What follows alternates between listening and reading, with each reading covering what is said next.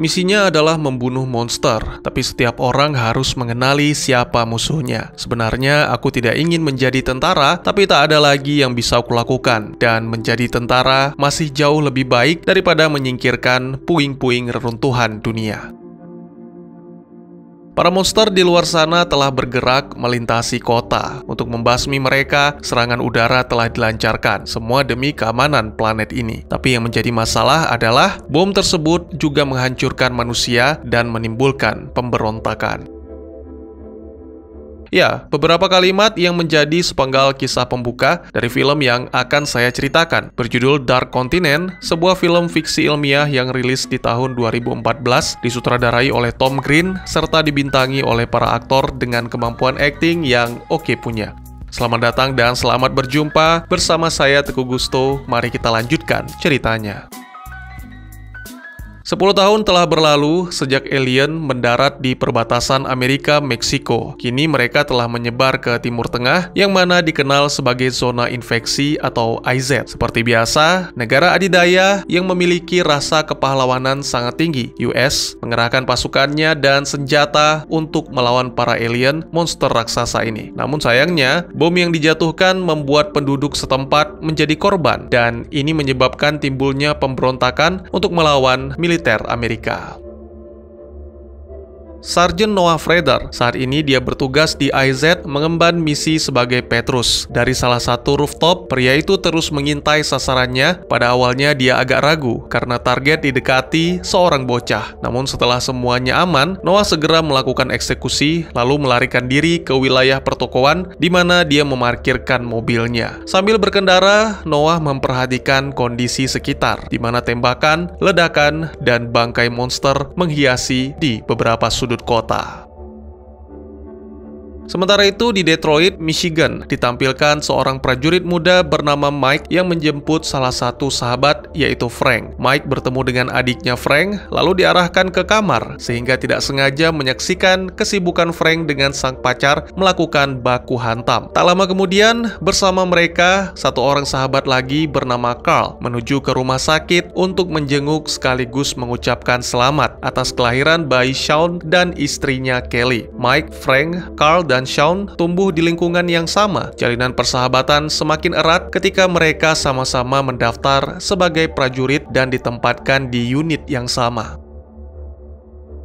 Mendengar ucapan Frank membuat Kelly menjadi gundah gulana karena wanita itu ingin suaminya bisa tinggal lebih lama untuk menghabiskan waktu bersama keluarga. Ya, 4 sahabat akan segera menjalani misi ke Timur Tengah. Mereka menghabiskan hari-hari terakhir sebagai warga sipil untuk bersenang-senang, salah satunya menyaksikan pertarungan seru antara seekor anjing melawan alien kecil. Awalnya anjing itu terlihat begitu ganas, tapi tak lama kemudian alien seperti melakukan sesuatu yang tak terjelaskan sehingga membuat anjing itu mati dengan seketika, dan akhirnya sang pemilik yang tak terima segera menghabisi alien.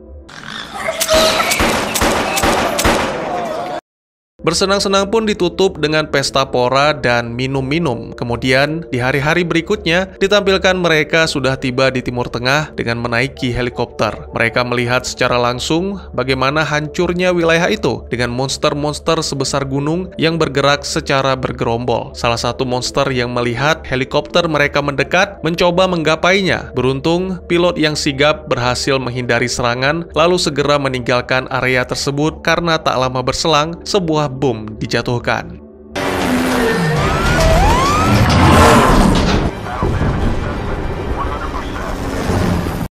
Di pangkalan, 4 sahabat disambut hangat oleh seorang pria berjanggut lebat bernama Sarjen Forrest. Dia menjelaskan banyak hal termasuk situasi saat ini dan misi utama mereka yang mana bukanlah melenyapkan monster tapi menghentikan aktivitas pemberontakan di kota. Kemudian, setelah latihan singkat, skuad itu pergi berpatroli. Ketegangan melanda 4 sahabat ketika mereka berada di tengah-tengah jalanan dan dikelilingi oleh penduduk setempat yang notabene sangat membenci US. Untungnya, secara perlahan suasana mulai mencair ketika para bocah mendekati dengan rasa ingin tahu dan mengambil beberapa foto, sehingga kini mereka bisa lebih terbuka meski dengan komunikasi yang ala kadarnya.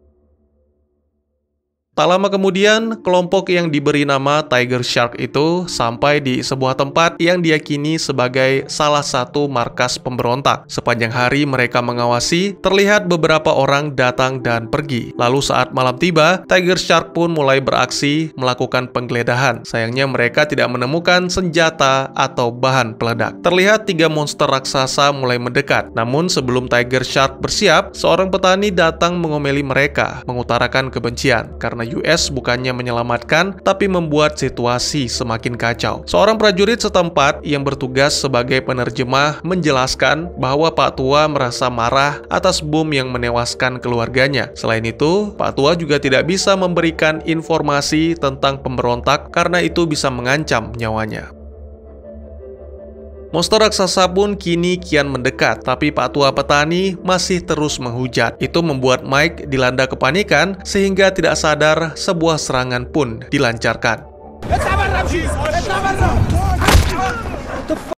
Entah benar atau salah, yang terpenting kini Mike harus segera bergabung bersama rekan-rekan. Dan beruntung, mereka berhasil menjatuhkan salah satu monster raksasa sebelum pesawat pembom datang.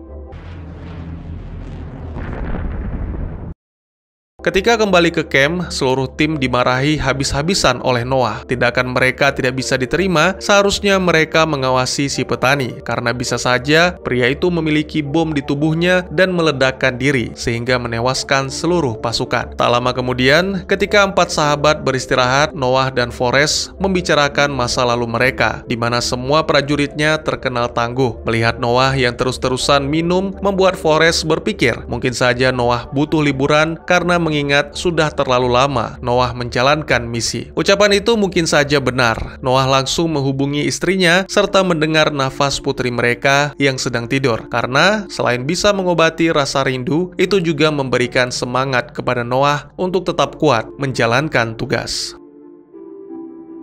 Setelah beberapa minggu melakukan patroli, Tiger Shark mendapatkan tugas baru, yaitu menjalankan misi penyelamatan. Karena sekelompok tentara dilaporkan hilang kontak ketika berada di tengah gurun zona infeksi. Tiger Shark harus berhati-hati, sebab perjalanan ke sana melalui area yang dipenuhi ranjau milik pasukan pemberontak. Perjalanan dilakukan dengan helikopter, lalu dilanjutkan dengan 2 mobil Humvee. Sebelum berangkat, Tiger Shark mengabadikan momen kebersamaan mereka karena tidak ada yang tahu apakah mereka bisa kembali atau tewas saat bertugas. Beberapa waktu kemudian, dalam perjalanan, mereka melihat banyak alien berwujud mirip kuda berlarian. Salah satu mobil tidak sengaja menabrak alien sehingga tanpa sadar masuk ke wilayah ranjau dan Shaun yang mencoba menyelamatkan diri juga tidak sengaja menginjaknya.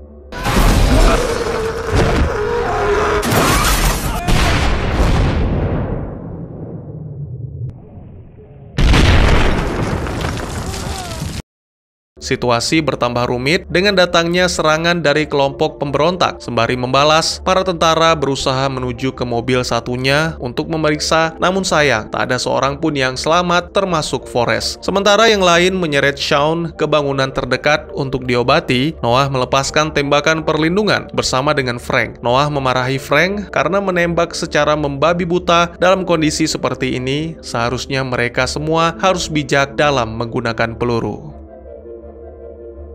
Setelah semua berkumpul, mereka pun mencoba menghubungi pangkalan untuk meminta bantuan. Sebagai petugas medis, Carl telah melakukan yang terbaik untuk menghentikan pendarahan, namun sayangnya Shaun tak mampu bertahan. Tak lama berselang, tidak hanya kelompok pemberontak, tapi gerombolan monster juga datang menyerang. Beruntung, markas merespon bahwa drone pengebom telah dikirimkan untuk menghancurkan wilayah itu. Akhirnya, dengan sangat berat hati, para tentara yang tersisa harus meninggalkan mayat Shaun dan Forrest.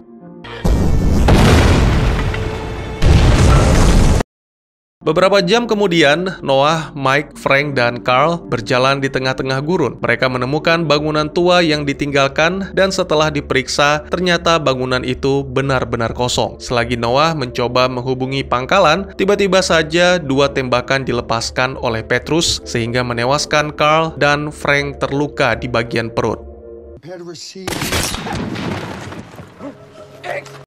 Kelompok Tiger Shark dikepung oleh pasukan pemberontak. Demi bertahan hidup, Noah memerintahkan Mike agar tidak melawan. Kepala mereka pun langsung ditutup, kemudian dibawa ke tempat persembunyian kelompok pemberontak. Ketiga tentara diikat pada kursi, lalu Noah dan Mike dipaksa untuk menyaksikan kematian Frank secara perlahan. Tentunya mereka berdua tidak mau menuruti begitu saja, terutama Mike. Sebisa mungkin dia berusaha membuat sahabatnya tetap terjaga, namun apa daya, Frank telah kehabisan banyak darah dan pria itu pun meminta maaf sebelum menghembuskan nafas terakhirnya. Somebody help him!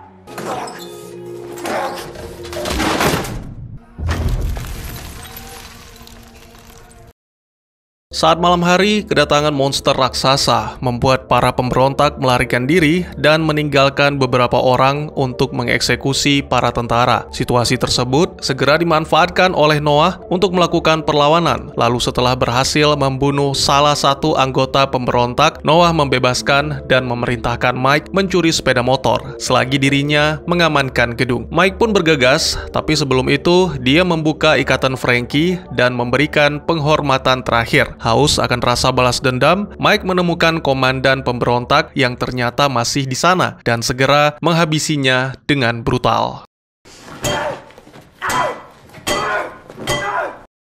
Tak lama kemudian, setelah merampas beberapa senjata, Mike segera keluar menunggu di dekat sepeda motor, seperti yang diperintahkan. Suara-suara tembakan di salah satu ruangan, serta raungan monster raksasa yang mengamuk membuat Mike menutup telinga, seolah-olah pria itu sudah tidak mampu menghadapi kekejaman yang terjadi di hadapannya. Beberapa waktu kemudian, Mike dan Noah melintasi gurun menggunakan sepeda motor curian dengan nomor polisi yang dirahasiakan. Terkadang, Mike sempat beberapa kali berhenti berniat untuk menyerah, namun Noah segera menyadarkan anak buahnya bahwa apapun yang terjadi, mereka harus menyelesaikan misi agar kematian para rekan tidak sia-sia. Bahan bakar telah benar-benar habis. Kedua tentara itu tetap melanjutkan perjalanan dengan berjalan kaki. Saat mencapai wilayah berbatu, mereka menemukan gerbong kereta dan memutuskan untuk beristirahat di sana. Saat malam, Mike dan Noah saling bercerita tentang kampung halaman, tentang keluarga, dan sebuah pengakuan dari Noah bahwa dia khawatir misi yang sudah berjalan terlalu lama membuat putrinya melupakan Noah. Saat fajar, dua tentara itu pun melanjutkan perjalanan sampai melihat asap hitam monster raksasa yang sekarat serta bus sekolah. Sepertinya hancur akibat ledakan bom yang ditujukan untuk monster. Saat Noah mencoba mencari air dan makanan sisa, Mike menyadari salah satu bocah ternyata masih hidup. Setelah dibawa keluar, Mike mencoba memikirkan cara untuk menyelamatkan. Namun menurut Noah, itu tidak akan berhasil. Satu-satunya cara untuk menolong adalah menghentikan penderitaan bocah itu. Mike tidak setuju, dan itu membuat kedua tentara nyaris bertengkar. Tak lama berselang, sekelompok warga lokal datang mendekat dengan menunggangi kuda. Merasa terancam, Noah segera bersiap dengan senapan, berbeda dengan Mike yang memutuskan untuk tidak melawan sambil menyerahkan bocah malang yang sekarat.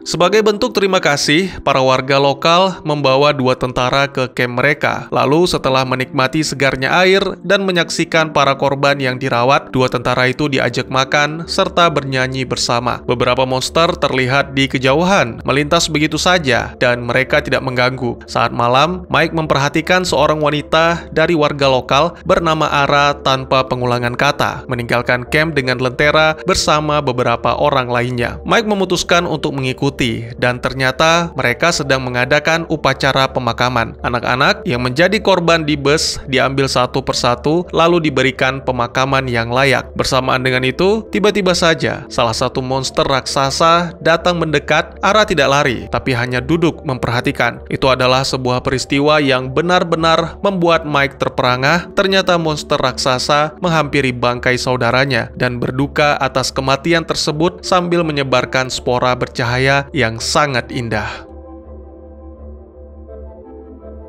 Keesokan paginya, Mike terbangun di samping Ara. Mereka hanya saling menatap dan akhirnya Ara pergi tanpa mengucapkan sepatah kata pun. Sementara itu, semalaman Noah mengawasi bocah malang yang mereka selamatkan. Ketika menyadari bocah itu sudah tak bernyawa, Noah benar-benar merasa marah dan frustasi karena usaha yang mereka lakukan untuk bocah itu menjadi sia-sia. Saat Mike kembali, Noah langsung melampiaskan kemarahannya. Dia menghajar Mike habis-habisan karena tindakan kepahlawanan yang nyaris menggagalkan misi. Dalam perang, para tentara adalah senjata, sehingga merasakan adalah sesuatu hal yang pantang untuk dilakukan.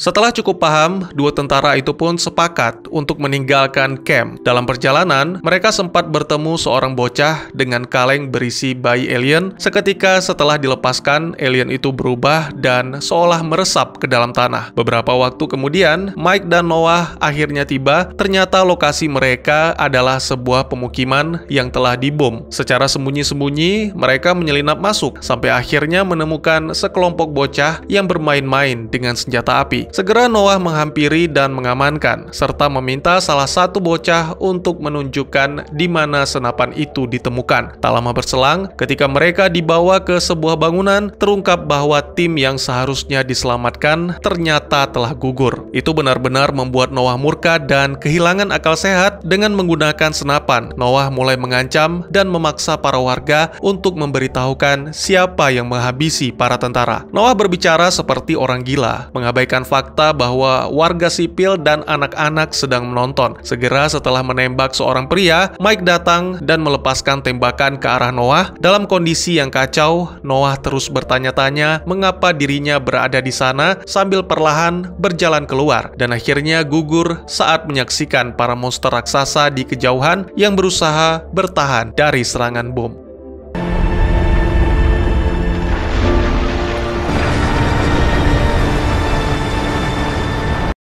Film pun ditutup dengan menampilkan sebuah helikopter yang datang menjemput Mike. Namun Mike terlihat tidak senang, bahkan berteriak sekeras-kerasnya dalam menanggapi akhir misi yang dia jalani. Apakah perang akan berakhir? Tapi perang yang mana? Dan tamat.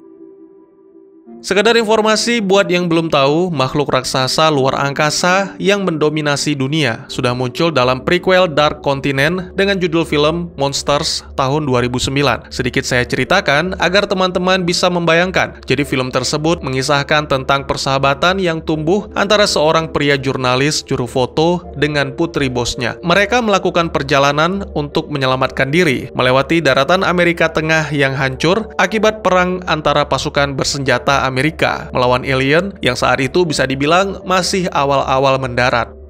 Buat kalian yang mencari ketegangan atau keseruan perang melawan monster, mohon maaf lahir dan batin. Di film ini bahkan hampir tidak ada adegan demikian. Film hanya berfokus pada peristiwa di balik perang yang mana selalu membawa kerugian di kedua belah pihak, bahkan juga pada pihak ketiga, yaitu warga sipil, sehingga memunculkan perang baru di antara perang yang sudah ada. Banyak yang menyinggung, ini perang yang dilakukan negara adidaya di negeri orang, seperti dalam kehidupan nyata yang terjadi di negara Timur Tengah. Tapi jika boleh saya tarik sedikit lebih jauh di luar perang sana-sini, saya melihat dari sudut pandang berbeda yang mana tidak semua film menampilkan demikian. Maksud saya, coba Anda perhatikan Independence Day, Pacific Rim, atau 2012, atau apalah film-film lain tentang perang dan bencana yang membuat semua negara-negara bersatu. Semua terlihat mudah, tapi sebenarnya tidak demikian. Tidak mungkin semudah itu menyatukan semuanya, karena setiap manusia pasti memikirkan untung dan rugi. Contohnya seperti bapak petani dan para warga pedalaman yang lain. Mereka tidak peduli dengan monster raksasa, virus, infeksi, atau sebagainya. Meski berbahaya, mereka tetap tinggal di rumah karena tidak tersedianya tempat pengungsian atau pelayanan dari pemerintah. Perhatikan, sejak awal film, kita ditampilkan pemandangan bangkai monster dan bangunan-bangunan hancur di tengah kota, menandakan bahwa para penduduk memang tidak mendapatkan apa yang seharusnya. Ditambah lagi, kini mereka harus berhadapan dengan hujan bom yang mana sebenarnya ditujukan kepada monster. Jadi saya pikir film ini menampilkan sisi lain dari bencana, menampilkan orang-orang yang terabaikan dan terlantar, berjuang untuk bertahan hidup dengan cara mereka sendiri. Bagaimana menurut kalian? Baik, mungkin segitu saja teman-teman. Kalau masih ada yang tidak dimengerti atau kurang jelas, sangat dipersilahkan untuk bertanya, berkomentar juga monggo. Apalagi kalau mau request film, itu juga silahkan. Bisa lewat kolom komentar, atau buat yang malu-malu, bisa via DM ke Instagram saya di @teguhgusto. Insya Allah pasti akan dibaca. Mari kita jadikan kolom komentar sebagai sarana penambah wawasan dan menciptakan jalinan persaudaraan, bukan malah menjadikannya sebagai tempat pembulian sehingga menciptakan permusuhan. Jangan lupa untuk dukung terus channel ini dengan cara share, like, dan subscribe, karena dukungan dari kalian sangat berharga bagi saya demi perkembangan channel ini. Saya Gusto, sampai jumpa di video selanjutnya. Tetap semangat, tetap bersyukur setiap hari. Dadah!